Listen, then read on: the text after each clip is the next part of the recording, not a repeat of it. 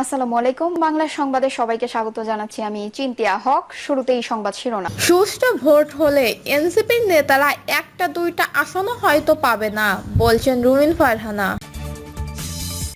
এদিকে চা খেতে 1 লাখ টাকা করে চাওয়া শুরু করেছে দুদক, অভিযোগ হাসনাতের। জানাবো ইরান ইসরায়েল যুদ্ধবিরতির চুক্তিতে গাজাকেও অন্তর্ভুক্ত করার দাবি।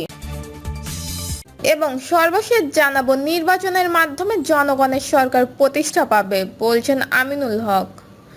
শুনছিলেন সংবাদ শিরোনাম, এবারে বিস্তারিত। সুষ্ঠু ভোট হলে এনসিপির নেতারা একটা দুইটা আসনও হয়তো পাবে না, বলছেন রুমিন ফারহানা। বিএনপির কেন্দ্রীয় সহ আন্তর্জাতিক সম্পাদক রুমিন ফারহানা বলেছেন, সুষ্ঠু ভোট হলে এনসিপির নেতারা দুই একটা আসনও হয়তো পাবে না। অন্তর্বর্তীকালীন সরকারের অনেক উপদেষ্টা চান নির্বাচন প্রলম্বিত হোক। তিনি বলেন, সরকারের 22 জন উপদেষ্টা আছে। আপনি কেন মনে করছেন এই উপদেষ্টারা সকলে যে প্রোটোকল পাচ্ছে, যে সুযোগ সুবিধা পাচ্ছে, যে লাইফস্টাইল তারা পাচ্ছেন, সেটা সেই 22 জন সহজে গিভ আপ করতে চাইবেন? তারা তো চাইবে যে এই সরকার আরো প্রলম্বিত হোক। শুধু উপদেষ্টা কেন, কোন রাজনৈতিক দলও চাইবে এই সরকার প্রলম্বিত হোক।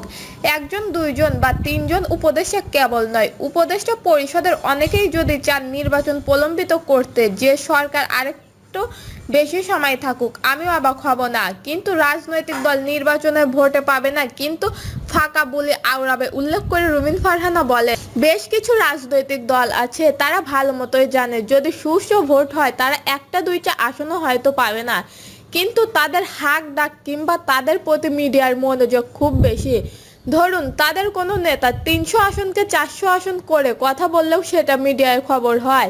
জাতীয় নাগরিক পার্টির নেতা নাসিরউদ্দিন পটোরিয়া সম্প্রতি বলেছেন, বিএনপি বড়জোর 100 আসন পাবে। এই বক্তব্যে রুমিন ফারহানা বলেন, ওনারা তো সবই জোর দিয়ে বলেন বিএনপি 50 থেকে 100 আসন পাবে, এটা উনি জোর দিয়ে বলেছেন।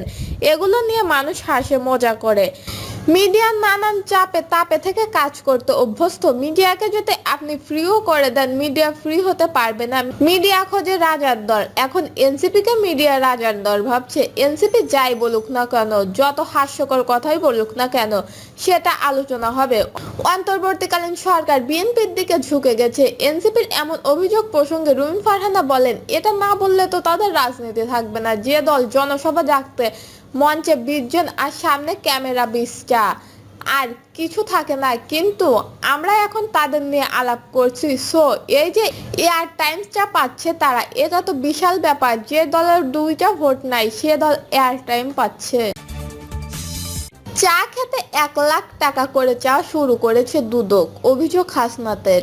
এনসিপির যুগ্ম মুখ্য সংগঠন ডাক্তার মাহমুদা মিতুর কাছে দুর্নীতি দমন কমিশনের কর্মকর্তা ঘুষ চেয়েছে, এমন দাবি করেছেন দলটির দক্ষিণাঞ্চলের মুখ্য সংগঠন হাসনাত আব্দুল্লাহ। তিনি বলেন, আমরা দুদকের এই দুর্নীতির বিচার চাই।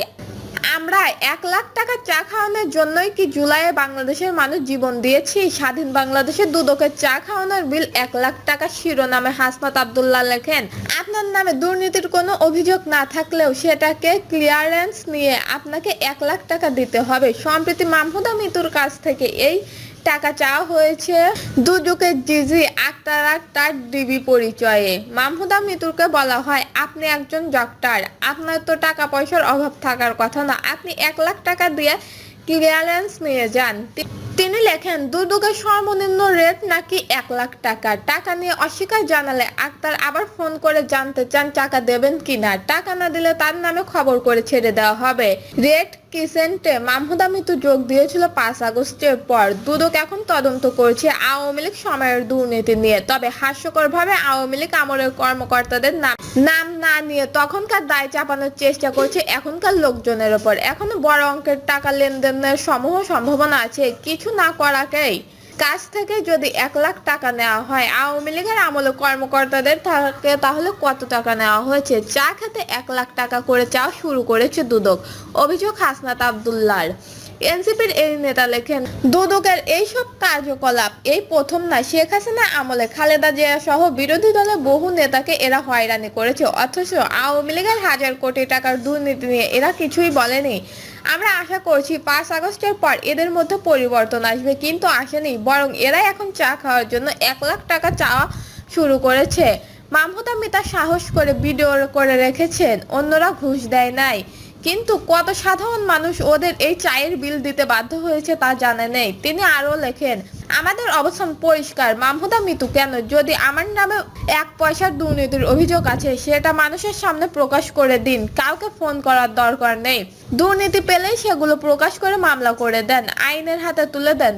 তা না করে নিরীহ লোকজনের ওপর এই চাঁদাবাজি কেন করছেন? কেন চা খাওয়ার বিল চান? কেন টাকা না দিলে হুমকি দেন? ফ্যাসিস্টবাদের পতনের পর আমরা একটা নতুন বাংলাদেশ চাই। শেখ হাসিনার করে যাওয়া দুর্নীতির পথ যেন আর কেউ না চলে, সেই জন্য দুদকেও আমার এক নতুন রূপে দেখতে চেয়েছিলাম, কিন্তু নতুন বাংলাদেশ দুদক সেই পুরনো পথেই হাঁটা শুরু করেছে। আমলাতন্ত্র আবারও 20 দাঁত নিয়ে কামড় বসাতে হাজির হয়েছে। এই 20 দাঁত ভাঙতে না পারলে নতুন বাংলাদেশের স্বপ্ন হেরে যাবে, আমরাও হেরে যাব। আমরা দুদকের এই দুর্নীতির বিচার চাই। আমলাদের 1 লাখ টাকা চা খাওয়ানোর জন্য কি জুলাইয়ের বাংলাদেশের মানুষ জীবন দিয়েছিলেন? যোগ করেন হাসনাত আব্দুল্লাহ। ইরান ইসরায়েল যুদ্ধবিরতির চুক্তিতে গাজাকেও অন্তর্ভুক্ত করার দাবি। ইরান ইসরায়েল সংঘাতে যুদ্ধবিরতির ঘোষণাকে স্বাগত জানিয়েছেন ফিলিস্তিনের রামাল্লা ভিত্তিক কর্তৃপক্ষ। সেই সঙ্গে গাজা উপত্যকায় চলমান ইসরায়েলের অগ্রাসনকে থামানোর দাবিও জানিয়েছেন তারা। মঙ্গলবার এক বিবৃতিতে ফিলিস্তিনি প্রেসিডেন্ট মাহমুদ আব্বাসের দপ্তর জানান, মার্কিন প্রেসিডেন্ট ডোনাল্ড ট্রাম্পের যুদ্ধবিরতির চুক্তির ঘোষণাকে আমরা স্বাগত জানাই, তবে এই পদক্ষেপ পূর্ণতা পাবে তখনই যখন এর আয়ত্তায় গাজা উপত্যকাও চলে আসবে। গাজা স্বাস্থ্য মন্ত্রণালয়ের সর্বোচ্চ হিসাব অনুযায়ী গত 24 ঘন্টায় 79 জন ফিলিস্তিনি নিহত অবস্থায় হাসপাতালে আনা হয়েছিল।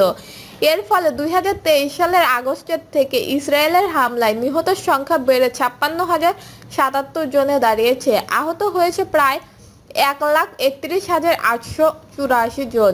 গত মার্চে গাজার যুদ্ধবিরতি লঙ্ঘনের পর থেকে ইসরায়েলে অন্তত 5,759 জন ফিলিস্তিনিকে হত্যা করেছে। এই সময় আহত হয়েছে আরো 19,807 জন। নির্বাচনের মাধ্যমে জনগণের সরকার প্রতিষ্ঠা পাবে বলছেন আমিনুল হক। আগামী ফেব্রুয়ারিতে অনুষ্ঠিত জাতীয় সংসদ নির্বাচনের মধ্যে দিয়ে দেশে একটি সত্যিকারের জনগণের সরকার প্রতিষ্ঠাতা পাবে বলে মন্তব্য করেছেন বিএনপির কেন্দ্রীয় ক্রীড়া বিষয়ক সম্পাদক আমিনুল হক। আমিনুল হক বলেন, বিএনপি নির্বাচিত হলে রাষ্ট্র ক্ষমতায় গেলে আমাদের রাজনৈতিক কর্মকাণ্ড ও কর্মপরিকল্পনা হবে সাধারণ মানুষের উন্নয়নের জন্য। তিনি আরো বলেন, সহনশীল ও ধৈর্য ধারণ করে জনগণের মতামত ও সবাইকে সঙ্গে নিয়ে আমরা একটি সুন্দর সমাজ গড়তে চাই।